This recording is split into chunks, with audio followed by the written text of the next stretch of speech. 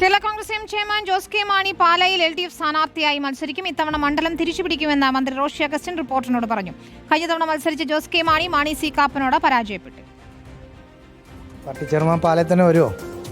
അദ്ദേഹത്തിന് പിന്നെ എന്തിനാ കുഴപ്പം? അദ്ദേഹത്തിന് എവിടെയും വരാം. ജോസ് കെ മാണി എവിടെ മത്സരിക്കുമെന്ന ചോദ്യത്തിന് അങ്ങനെ ഉത്തരമായിരിക്കുന്നു.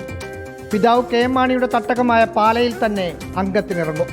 വ്യക്തത നൽകിയത് പാർട്ടിയുടെ ഏക മന്ത്രി റോഷി അഗസ്റ്റിൻ. പാലായിൽ നിന്ന് വരില്ല എന്ന് ചെയർമാൻ എന്നേലും പറഞ്ഞു. അങ്ങനെ പറഞ്ഞില്ലെങ്കിലല്ലേ അതിൻ്റെ പ്രസക്തിയുള്ളൂ.